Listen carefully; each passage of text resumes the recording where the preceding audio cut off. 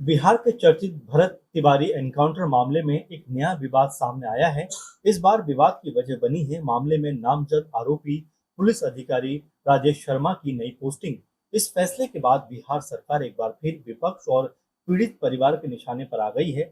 दरअसल भरत तिवारी एनकाउंटर मामले में एफआईआर में नामजद रहे तत्कालीन एसडीपीओ राजेश शर्मा को अब मद्य निषेध एवं राज्य स्वास्थ्य नियंत्रण ब्यूरो में डीएसपी के पद पर नई जिम्मेदारी दी गई है।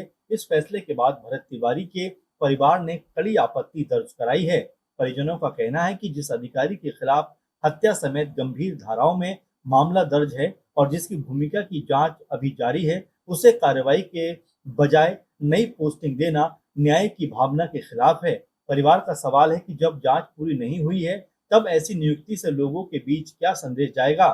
इस मामले पर अब राजनीतिक प्रतिक्रियाओं का दौर भी तेजी के साथ में दिखाई पड़ता है। राष्ट्रीय जनता दल की नेता रोहिणी आचार्य ने सरकार पर निशाना साधते हुए कहा कि ये फैसला ऐसा है मानो आरोपी अधिकारी को सजा नहीं बल्कि इनाम दिया जा रहा हो। उन्होंने आरोप लगाया कि जवनिया गांव की विस्थापितों की आवाज उठाने वाले भरत तिवारी की कथित फर्जी पुलिस मुठभेड़ में हत्या के मामले में नामजद अधिकारी को नई जिम्मेदारी देना बेहद गंभीर सवाल खड़े करता है। हालांकि इस पूरे मामले का एक कानूनी पक्ष भी है। कानूनी जानकार का कहते हैं कि किसी सरकारी अधिकारी के खिलाफ केवल एफआईआर दर्ज होने भर से उसे दोषी नहीं माना जा सकता।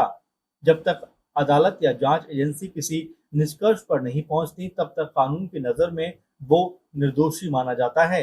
यही वजह है कि सेवा नियमों के तहत सरकार कुछ परिस्थितियों में अधिकारियों की नई पोस्टिंग कर सकती है, लेकिन विशेषज्ञ ये भी कहते हैं कि ऐसे संवेदनशील मामलों में नैतिकता और जन विश्वास को भी ध्यान में रखा जाना बेहद जरूरी है।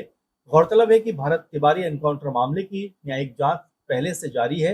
इस मामले की जांच पटना हाईकोर्ट के सेवानिवृत्त न्यायाधीश की अध्यक्षता में हो रही है।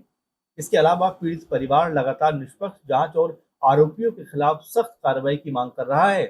फिलहाल बिहार सरकार की ओर से इस नई पोस्टिंग को लेकर कोई विस्तृत सार्वजनिक स्पष्टीकरण सामने नहीं आया है। वहीं विपक्ष इसे कानून व्यवस्था और प्रशासनिक जवाबदेही का मुद्दा बना रहा है। अब सबकी नजर न्यायिक जांच पर है। जांच रिपोर्ट आने के बाद ही स्पष्ट हो पाएगा कि एनकाउंटर की परिस्थितियां क्या थी और संबंधित अधिकारियों की भूमिका उसमें क्या रही। ये खबर इस समय सोशल मीडिया पर तेजी से वायरल हो रही है। आप इस पूरे मामले पर क्या सोचते हैं? क्या जांच पूरी होने तक ऐसे अधिकारियों की नई पोस्टिंग को टाल दिया जाना चाहिए या केवल आरोप लगने के आधार पर प्रशासनिक फैसलों पर रोक लगना जरूरी है? अपनी राय कमेंट में जरूर बताइए।